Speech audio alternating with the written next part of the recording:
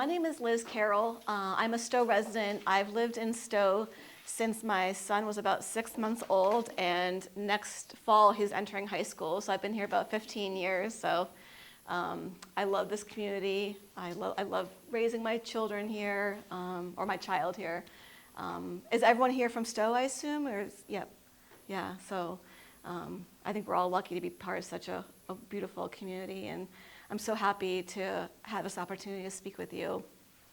I am the owner of my own personal training business. It's called Carroll Fitness. So I'm a certified personal trainer, but I'm also a certified nutrition coach. And a nutrition coach is a little bit different than a registered dietitian.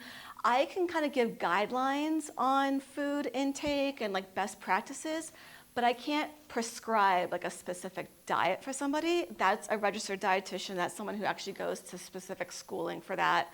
So I really can't do that, but I can just give guidance on recommendations. So I just wanted to share that up front and forward. If you guys had some questions for me after the fact, just kind of being up front with like my credentials. So again, personal trainer, certified nutrition coach. I opened my business a few years ago and just been working with adults and children, and I love the opportunity. Fitness is a huge passion of mine, so I'm just so excited to have this opportunity to speak with you. So my session today is From Confusion to Confidence, Tips for Balanced Eating.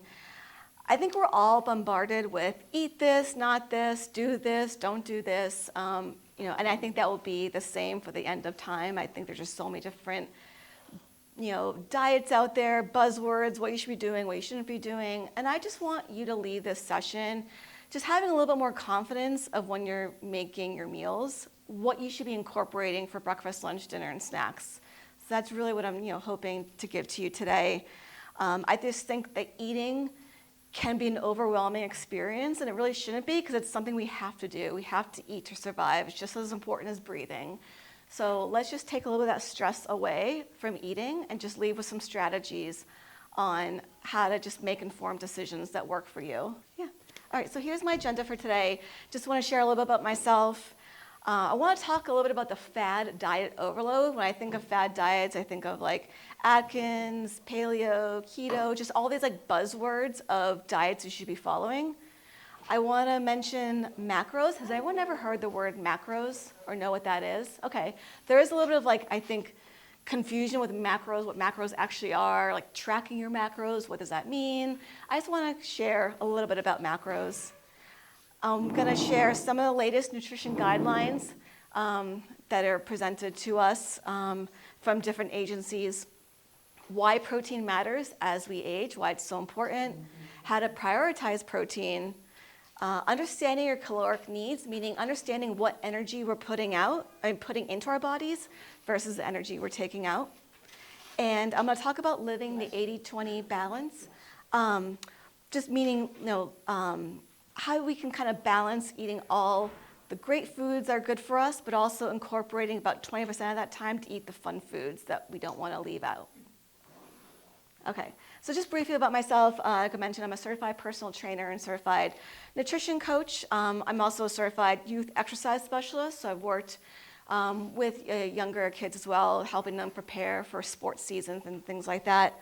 I'm all certified through the National Academy of Sports Medicine, which is pretty much a kind of gold standard for personal trainers. If you ever belonged to a gym or worked with a personal trainer in the past, my guess is probably 9 out of 10, 8 out of 10 of them were certified through NASM. I launched my business in 2023 after about 15 years in corporate marketing. I specialized in public relations. I loved my career, but I was ready for a change. Actually, kind of the pandemic kind of refocused how I thought about my life and my career and where I wanted to go. And fitness was always such a big part of me. And I decided I really wanted to follow that passion and help people with their fitness journeys. So I provide one-on-one personal training, group training, and nutrition coaching. And my passions outside of work, working out, no surprise there, spending time with my family and friends, and my number one passion is my son and watching him play hockey and lacrosse. All right, so the fad diet overload. Okay, so who has heard of like Zone, Atkins, Keto, and don't whole 360. Who's ever even tried them? And don't there's no pressure to raise your hand. Sorry, to raise your hand, but I just want you to kind of looking at this slide and just think about how much is kind of being bombarded on us about how we're supposed to be eating. So that's kind of what I want to get across in this slide is, so some of you had tried. You don't have to tell me which one you did, but if you have tried it, did you succeed? And then did it kind of come to a failure? Are you still succeeding with it? I'm kind of curious how these have gone for you. Yeah. I did the keto diet. Yep. It was very successful for a year, and then I entered maintenance mode and the weight came back. Yep. Same thing, I was very successful in Weight Watchers. Mm-hmm. Got to maintenance. Mm-hmm. Yeah. Yeah. I think that your story is kind of very common for anyone who's done any of these kind of restricted, diets. And not to say for everyone, for some people it works fabulously, and they can keep on it for years after years after years. Yeah. So I think that's my key thing I want to kind of share with this and kind of get across with this slide is, I don't know if you can kind of see, again, you can kind of go back into the presentation at your leisure, but it just kind of shows like what's restricted, what you're supposed to eat, what you can't eat. One's more like fat focused, one's more protein focused, one's, all these things. The key takeaway I want to share is they're not customized to you specifically as an individual. So today what I want to give you is some strategies and how you can kind of customize eating to you as a personal individual. So that's my goal. So again, just the key thing I want to get across from here is if you're feeling overwhelmed with what's out there and you feel like there's too much noise in your brain when it comes to eating, you're not alone. I see a lot of people shaking their heads, and I think we're all kind of in that same boat. So why do these fad diets often fall short for people? Like I mentioned, they're too restrictive. They're just not catered to you specifically. So if there are things that you do enjoy and you're being told to not eat that specific food, yes, maybe you can sustain it for 6 months to a year, but then after a while, you get into that maintenance mode, right? And you realize, all right, I want to creep back in that other stuff that I enjoyed and I miss. And that's unfortunately where the diet doesn't work for you. And when I'm saying diet, I'm not meaning like in terms of losing weight, a diet. I mean more just like your nutrition plate, like what you're putting on your plate. It's not really meant for long-term success. You can have great success maybe for that 6 months to a year, but then is it sustainable? Most likely not. It can also lead to muscle loss because some of these diets or nutrition guidances, there's not a lot of protein included in that meal. So the lack of protein, you're going to be losing muscle. Your muscle relies on protein to build and sustain itself. Also, there's, you can be in a caloric deficit, meaning you're not getting enough calories in because of that specific nutrition plan. So you can actually, you're not just losing fat, you're actually losing muscle, which you don't want to be doing. And then again, like it just ignores individual needs as well. So I want to mention macronutrients super quickly. Has anyone ever heard of macronutrients? And just like, do you know what kind of it is? I'm kind of giving it away on this slide, but there's 3 major macronutrients: carbohydrates, which are really the energy of our body. So carbohydrates, you think of anything that's kind of like a sugar. So fruits, vegetables, grains, that's what's energy for your body. That's what your body is really, pasta breaks down into glucose as a sugar. Fruit and vegetables break down into a glucose, and that's sugar. Fats, that's just, the concentrated, that's also a source of energy, but when you think of fats, you think of olive oil, nuts, kind of fishy, fatty, fishy, like salmon, any kind of like butters, avocados. So that's what a fat is. So a fat is even more, it's a more powerful form of energy. So carbohydrates, then fats has even more concentration in that. And then there's finally protein, which is really the building blocks. So your muscles rely on the amino acids in protein to kind of grow and sustain themselves. And it helps with all sorts of vital organs and our skin, hair, hormones. Protein is really important for hormone regulation, and that's really important all the different phases of our lives. Our hormones are going to be changing all the time, particularly in different elements of when people go through puberty, and then people go through the menopause, perimenopause, and then beyond. Hormone regulation is really important, and protein helps with that. And I want to kind of mention something with fats. Like sometimes people think, like peanut butter is up there, that peanut butter is a protein. It is, but it's more of a fat. So just kind of it is kind of good to kind of understand where these macronutrients kind of fall in. So here's the food pyramid. So has anyone ever seen this, the food pyramid? It changes, yes. So I'm showing an older version. This is from 1992, which pretty much was the standard food pyramid, probably until about, last year, 2020, or 2 years ago, 2024. As you can see, it's literally like flipped, okay? So the older pyramid, the grains were the bulk of like what you should be eating. The breads, pasta, grains, then like your fruits and vegetables, then protein, like protein's around 20%, then milk, cheese, fats, all that. It's literally flipped, where now protein is 40%, whereas it was only about 20%, a couple years ago. So it's not just a fad that like protein is, raising up and becoming more and more important. It's actually something that doctors, nutritionists are really recommending. Protein should be our main source of food. And What do nutritionists or scientists learn that cause them to flip it? That's a good question. A lot of it is just because protein is like the building block of your body, and it supports so much of your body that's why they really want to make that flip.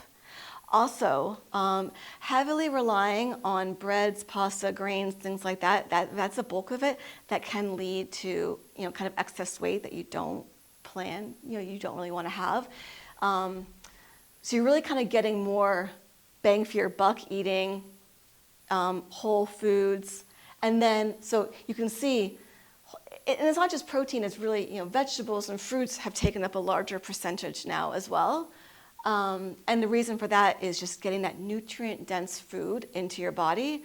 Whereas before, when it was flipped, a lot of that food that we see on the old pyramid, a lot of those nutrients are stripped out of that food, like the grains, the breads.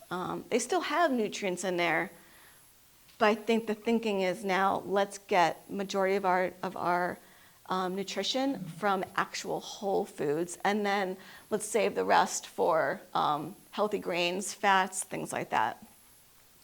So it's just kind of interesting to see the flip of that pyramid. And there's also a source called My Plate. I think it's from like the government as well. It's kind of a similar concept of like what your plate should look like. And so why does protein matter as we age? First of all, it helps maintain muscle. So protein has amino acids. Has anyone kind of heard like what that means? So it's just like the chain. It's essentially kind of the chemical breakdown of what that source of food is. So those amino acids really go into our muscles. They help preserve and repair the muscle tissue. And as we age, it's really important to incorporate more protein just for maintaining strength, keeping the muscle mass. That's super important. Just for overall health is having muscle mass. It helps with weight management. So if you are in a position where you're looking to either potentially lose some weight or just maintain your current weight, eating protein is super helpful with that because it keeps you fuller longer. So it takes a little bit longer for your body to break down that protein. If you eat like a piece of chicken breast versus a slice of bread, that slice of bread is going to go through your digestive system so much quicker. That sugar is going to break down, and you're going to probably feel hungrier a lot quicker than if you ate some chicken breast. So it's just something that keeps you feel fuller longer, helps you with regulating how much food you're consuming.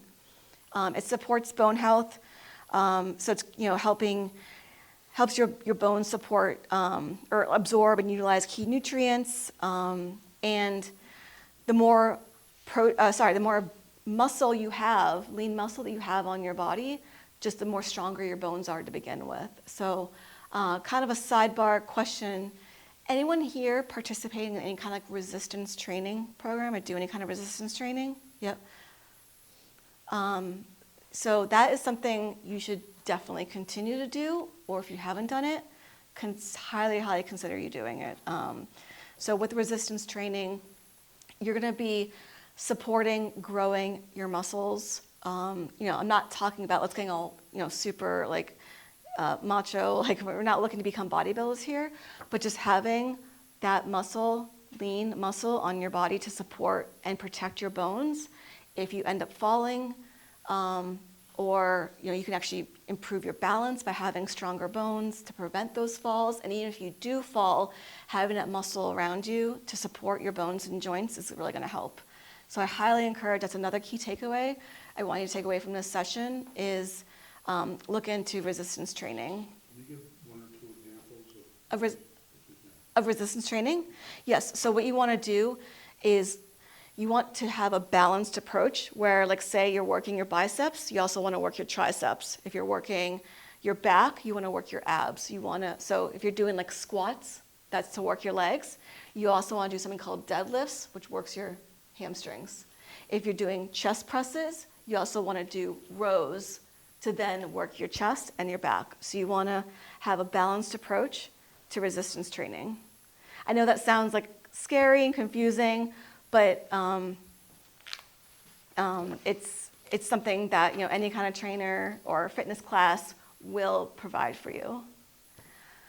And then immune and hormone balance, like I mentioned before, protein helps regulating our hormones, and then also just by our muscles being more healthy, our whole body overall is healthier. So how much protein should you be eating? That's kind of, I was probably thinking the next question you guys have. So at a very, very minimum, the guidance is 0.36 grams per pound of body weight. So just think about whatever your body weight is and times that by 0.36. So if someone is about 150 pounds, that means 54 grams of protein is the absolute minimum they should be eating, regardless of their age, activity level. But if you're an active adult, if you're walking, if you're participating in a resistance training program, if you're doing any kind of exercise, that bumps up to close to half to 0.7 grams per pound of body weight. If you're definitely participating in, like, if you're strength training like 2 or 3 times a week, you want to be closer to like a 1 to 1, so 1 gram per pound of your body weight. Okay, so if you're 150 pounds and you're participating in a resistance training program, you want to get about 150 grams of protein. I know that sounds super overwhelming and crazy, but that's the recommended number. And that's something I'm eating every single day. Like, I'm eating around my body weight of protein per day. It's not scary, and I'm going to give you some strategies on how you can incorporate that protein into your body, into your daily nutrition routine. And then weight loss, muscle preservation, similar to resistance training. So if you are if you're in a weight loss, focusing on weight loss, your caloric needs may be a little bit lower, meaning you want to have a caloric deficit. You're not eating as many calories, but you want to make sure you're prioritizing protein. So if someone is on Ozempic, for instance, I have clients who are on Ozempic. they are focusing on prioritizing protein and resistance training. And that couples very well with something that was like Ozempic, okay? So that's just that muscle preservation, because when someone's on Ozempic and they're losing weight, we want to preserve the muscle to make sure you're not losing muscle, you're losing the fat instead. So protein sources, just want to give you a few quick examples. It comes from dairy, obviously eggs, egg whites. Egg whites are a tremendous source of protein. You can buy like egg whites in a carton. You could like crack 2 whole eggs and then like throw half a cup or a cup of egg whites, and bam, you have like 30 grams of protein right there for breakfast, and you barely even had to do much. Yeah.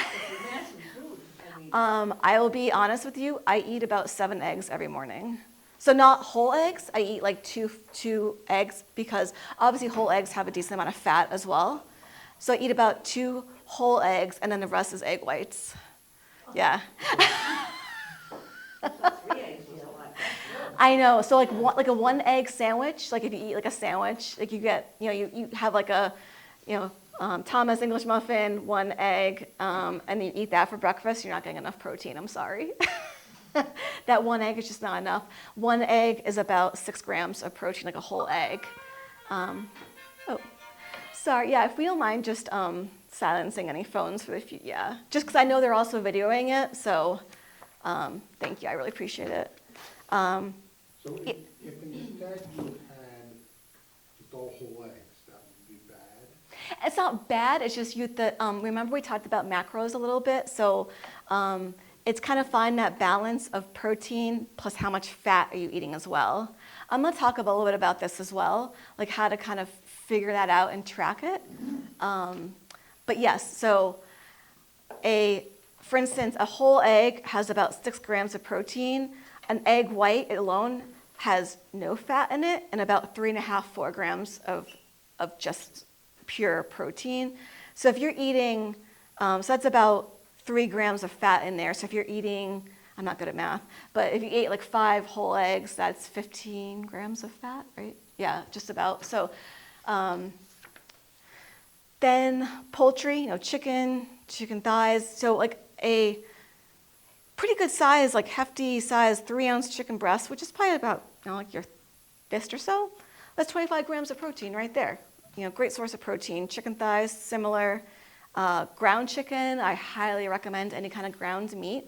I batch cook ground meat and just have it in the fridge.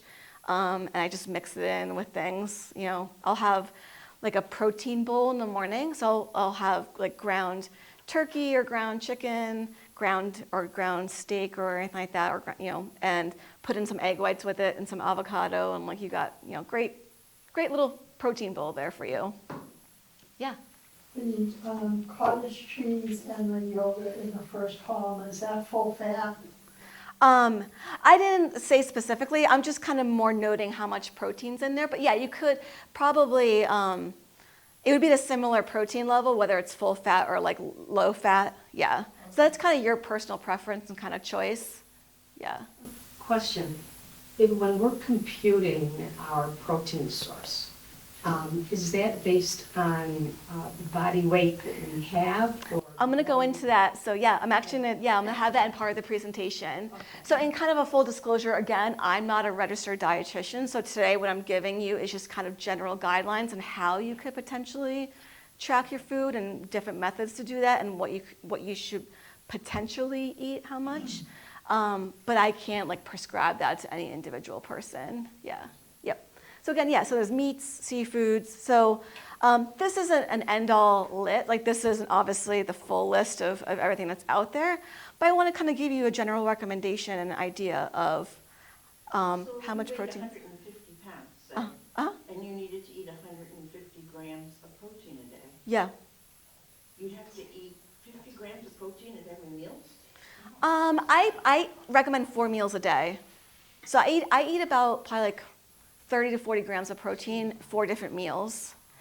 And I think a great thing, I'm going to give you also some other recommendations. There's like whey protein. There's like protein shakes you can take. So you can take a drink, and that's 20, 30 grams of protein just in that drink. You can mix it in your coffee. There's also, I'm not sure if you guys have seen, but there's an uptick on like protein-infused yogurts at the grocery stores now. So I'm gonna also give you some recommendations there too. Actually, yeah, that's my next slide.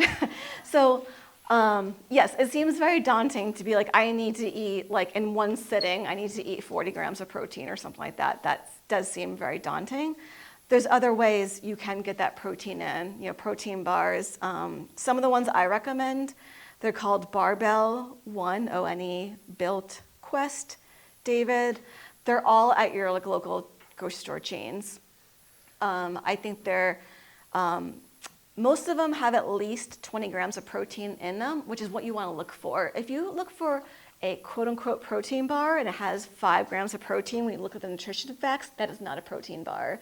And some of them, they like Gatorade, the drink, they sell a protein bar, quote-unquote protein bar, and it's more like a candy bar. It's like 5 grams of protein and like so much sugar in there. Like that is not a protein bar. So just buyer beware when you're looking for these protein bars, looking at the nutrition facts. Does everyone know like nutrition facts on foods? You can see the protein, carbohydrate, fat breakdown. Just looking at that is gonna help you make informed decisions if that food is good. Which is better as far as the protein, the whey or the plant-based? Both are fine. Yeah, they're both great. I mean, the best is whole-based food. So here I'm saying the best source of protein is like the whole chicken, the eggs, the steak, because it has all that amino acids. It has the complete chain of that protein. But the whey proteins, these on-the-go sources are also great as well. So the plant-based proteins are great for people who are vegan, who don't eat any kind of, animal product. So that's why I would recommend for them, right? Or, if they're mostly eating tofu and beans, legumes, they're also gonna be eating the plant-based protein because they don't eat any animal product, if that makes sense. And again, there are so many protein powders out there in the market. I know that can also be kind of overwhelming. Has anyone found one? Does anyone incorporate any of these on this list? Like the protein yogurt, like the protein infused yogurts, things like that? I mix it in with my fruit smoothies. Yeah, that's great. So again, I think if you make kind of small incremental changes of just slowly incorporating more protein into your diet, it's not going to feel as overwhelming. If you're someone who's only been eating like chicken at dinner, like the only protein you have is at night, yes, it's going to take some time to kind of get up to that level, but I don't expect anyone, if I had a client and I said, okay, let's get you up to 150 grams, I'm not expecting you to do that starting tomorrow. We're going to just slowly incorporate that week after week until it becomes more part of like your natural daily lifestyle. And this may be a law, correct me. All this protein plus, I assume we're gonna get into, some fats and stuff like that. Is it likely you'll gain weight? So it's more about energy in, energy out. I'm going to talk about that in a little bit. Yep. Okay, so what does like a balanced plate look like? I just kind of, again, we already talked a little bit about that food pyramid, but I want to just more show it like visually, that the protein and the fruits, the whole fruits and veggies should take up more of your plate, and then those like refined grains should take up a little bit less space. So again, that food pyramid's kind of flipped, where the grains were like the higher part, and then the protein and the fruits and vegetables were a little bit smaller. Again, it's kind of flipped, where the protein and the whole foods, fruits and veggies, take up the majority of that space. Sorry, keep that. But are some grains good? Absolutely. Oh, yeah. You shouldn't eliminate them? No, you shouldn't eliminate them. No, you should.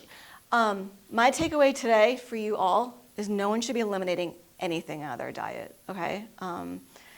That if you eliminate things, that's kind of my point with those, all those fad diets and, you can eat this, don't eat that. Nothing should be eliminated from your diet at all. It's just trying to learn how to prioritize protein and whole foods, fruits, like whole foods, fruits and vegetables.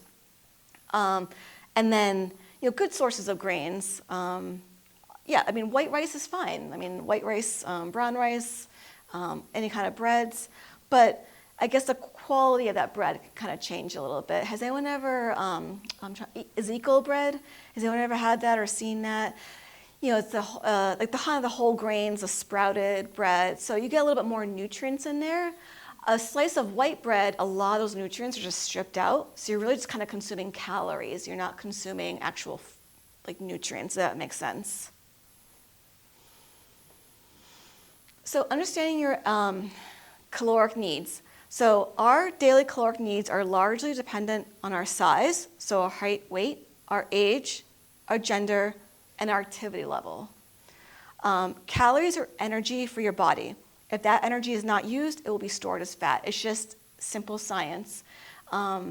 Just whatever we're putting into our body, it either gets used by our body to, we burn calories just by living, by functioning. Our organs take calories to our body to function. We burn calories just doing everyday activities. Like me just standing here right now, I'm burning calories because I'm standing for an hour. I've burned calories doing that. Walking just around your house, doing chores around your house, you're burning calories. Then you can have structured calorie exercise burning, which is like structured exercise. You're burning calories that way by going to a yoga class, by doing resistance training, by riding your bike, walking outside, swimming. That's structured calorie burning. So my next, actually I want to go to this first and then go back. So what is your energy level? Like what do you need to consume? I see a lot of people with phones. Phones are wonderful and they're also very, I don't know, they're great, but they're also, yeah, I don't know. Yeah, I'm trying to they're a blessing and a curse at the same time, I feel like. It's just like it's information overload. We have so much information on our phones, but things like these calorie counters are, I think, wonderful tools to use. So I personally use something called MyFitnessPal. I think it's probably one of the more well-known ones, and there's free versions of it. There's also a paid version. I think even if you have an Apple phone, there may even be one that's like part of Apple. Android users, I'm not sure about that. So what that can do is you can use that. There is an embedded kind of calculation. You input your age, your gender, your activity level, and it will spit out a general calorie target for you of how much calories you should be eating per day. And I just, it takes some time to track your food, but I do it because I like kind of really knowing exactly what I'm putting into my body and specifically making sure I'm reaching my protein goals. I'm also reaching my fat goals and my carb goals. So again, carbs and fat are like your key sources of energy, and then protein is really that building block. That also does provide energy. Any source of food does, calories are energy, like I mentioned, so protein is energy. If you are eating beyond what your caloric needs are, that will, over time, you will end up gaining some fat because that's how it's stored in your body. Okay, so that's really just like the simplest way. Yes, these tools are really helpful, but at the same time, they don't know you individually. So they don't know exactly how efficiently you burn calories, how efficient, so it can get really, really scientific and a little overwhelming. Just take these tools as a general guideline. And if you ever felt like you needed to work with someone on specific caloric needs, I would highly recommend you work with a registered dietitian. I could certainly be a resource to you guys as well, but I can't prescribe a specific diet. I can kind of just give general recommendations, and we can work with each other on like best practices, you know, strategies of how to increase that protein for you, or strategies of how to get more on-the-go protein sources, or strategies of how much fat to be targeting, or how many carbohydrates to be targeting, if that makes sense. Has anyone actually used like any kind of tracking system before? How would that work for you guys? Really well. My fitness pal over today. Sorry, what? You tend to spend a lot of the day putting everything into your Yeah. system. So my recommendation for that is like, if you don't get bored with meals, kind of doing the same breakfast and lunch, or having like a rotation of the same breakfast and lunch, like 2 or 3 options for breakfast and lunch, you can literally just copy day to day. Like, so with MyFitnessPal, like I copy what my breakfast was yesterday into today's breakfast because I'm eating the same exact thing. And I like it because it just gives me an idea of, if I'm gonna go out for dinner, and we're gonna talk about that in a little bit, if I'm gonna go out for dinner, I wanna prioritize my protein, so I wanna make sure I'm hitting my protein throughout the day, so when I go out for dinner, I'm not stressing about that so much, if that makes sense, yeah. I always found that when I was first into Weight Watchers and when first on keto, I used, detailed tracking of everything, and I was successful. Then in maintenance, it was like, well, I know what to eat, and I stopped tracking, and I wasn't. I think the Yeah. tracking does something. It gives you accountability of you kind of just, you have to kind of be honest with yourself, right? Like, all right, so I'm using this app, I probably should be honest with what I'm actually eating, and I like it because it does kind of limit me from like snacking on chips and stuff like that. Like I just, because I just want to hold myself more accountable. No one's watching me, no one's looking at this app, How does it limit you? What do you mean by that? How does it limit me? You said it limits you from eating things like chips. Oh no, like it just, I feel like I don't want to like, Put it down in writing. yeah. Okay. Yeah, like I still will, but I've kind of like, I'm doing a little bit less. Yeah. Because I'm just trying to be honest with myself of Right. like what I'm eating throughout It the just day. doesn't stop you from tracking. Yeah, no, Okay. yeah. And like, we're gonna talk about kind of the 80-20 balance of eating. Again, because I don't want anyone to ever feel restricted from like what they're eating or feeling limited or anything like that. I thought I was gonna say something else, but yeah, I think, so apps like MyFitnessPal, the paid version, you can take a photo of your food and can actually, so AI, like, obviously artificial intelligence is doing wonders right now, and it's pretty impressive of how that technology is manifesting itself into other different apps. So with MyFitnessPal, you can actually take a photo of your meal and it breaks it down. I mean, it's not 100% accurate, but it gives you a pretty good, so then you can just log your food without actually having to manually enter it in, just taking a photo of that meal. Weight Watchers does that too. Okay, yeah. So segueing into the 80, actually I want to talk about understanding your caloric needs, going back to this. So for instance, if someone does have a 200 calorie goal, maybe that's they are working with their doctor or they're working with the app and that's the number that's spit out. Yes, the goal is to be about 200 per day. 200 or 2,000, sorry. 200 is very low. Right. I was gonna say. Sorry, 2,000. So if your goal is 2,000 calories a day, which is like, I think pretty average for most people, 2,000, somewhere between 2,000 and 2,500 is probably average. You're not gonna hit that every single day, okay? We're not robots. We have lives, we have social lives. Some days we feel hungrier than other days, so things are gonna change.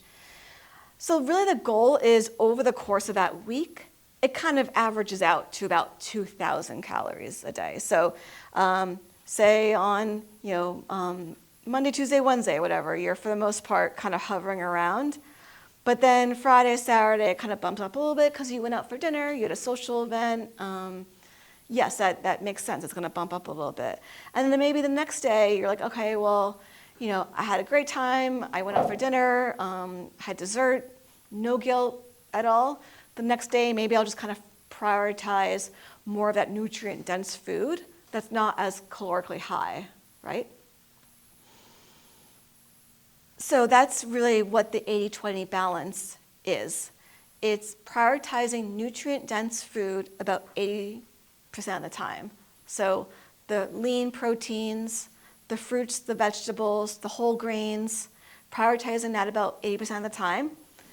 And then 20% of the time having all those fun foods and drinks, the pizzas, you know, the cakes, cookies, you know, the drinks that have calories in them, which, you know, a number of them do.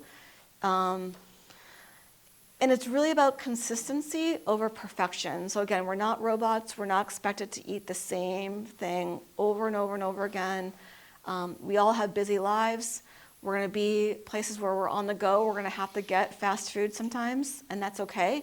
It's just kind of making those informed decisions of where you can control what the meals are that day versus maybe you don't have as much control. And it's, again, just about having fun and making sure you're living life, because that's the most important thing.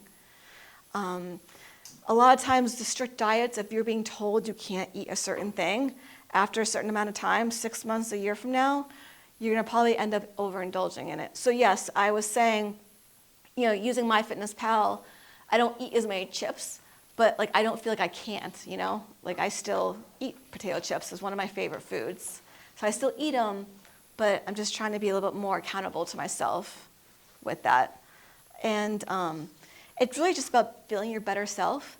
And I haven't heard of anyone saying that they feel better eating pizza and cookies and cakes all the time versus eating proteins and lean. You know, so it's really about feeling your best self. Sorry, what? I said, you haven't talked to me.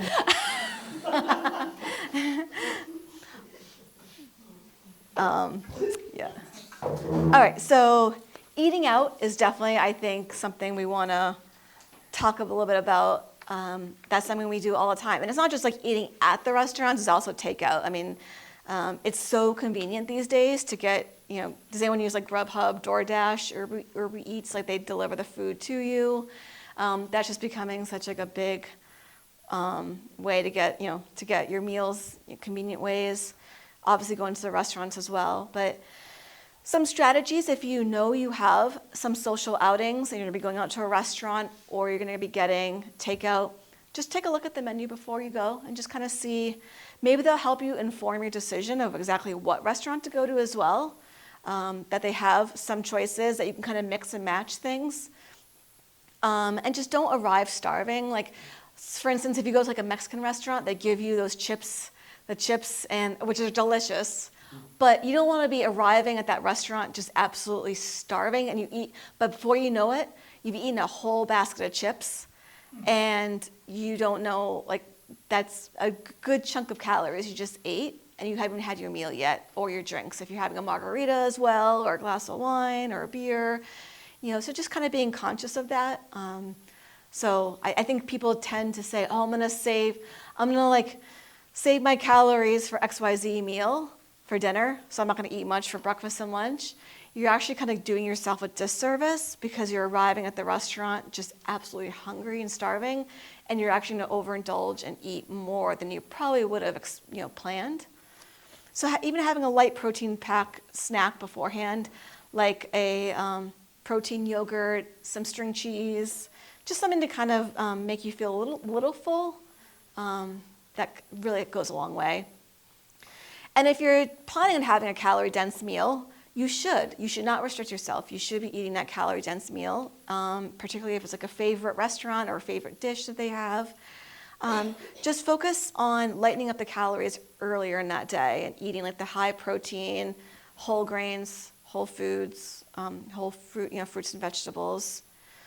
And you know, restaurants that have an array of choices is always, you know, a great like option. And whether you can match up like a lean seafood, like a lean protein with veggies, and mix and match where you can. So if you really want to have you know, fish and chips, maybe do the fried fish with like a side salad instead of like the, you know, the French fries, or maybe just a handful of French fries with a side salad.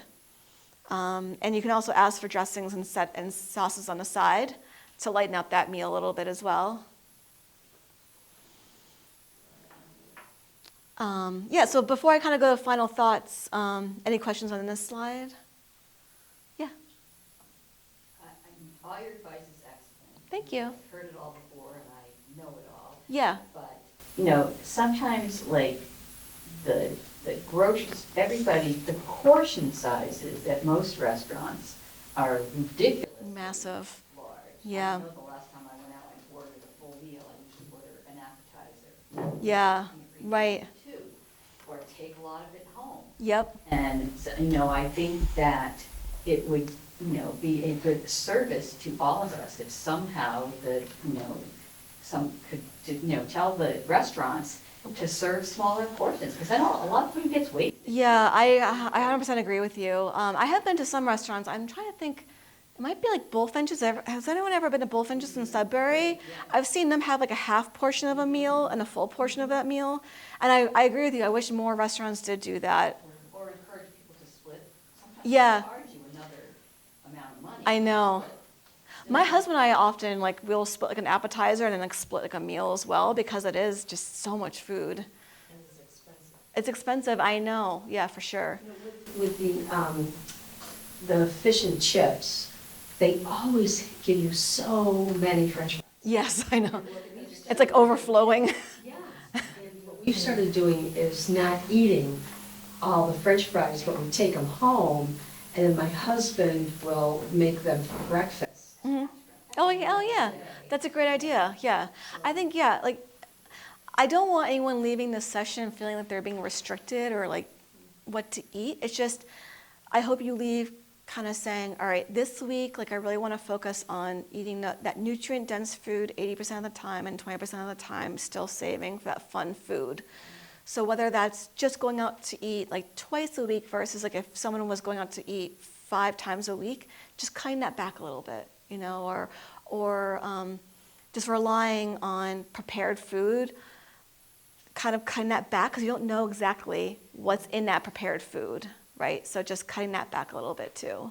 I was looking at the food pyramids, and they look, all the food and all the pictures looks really colorful and healthy, but it doesn't include, there's no, visual of what all the junk food looks like. It's all from the middle of the grocery store. I know, If yeah. someone saw that and realized Yep. how much of that makes up a lot of our diet. Right. I mean, I know some people kind of they talk about shopping the exterior perimeter. Again, I think that's great advice, but there is still decent food in the middle. You just have to find it, like the beans and things like that, and the whole grains. No one should be leaving here saying things are off limits. It's more of just having an understanding and awareness of that. But I mean, I probably do 75% of my shopping in the external perimeter, and then about 20% or 15, 20, whatever, in the middle aisles.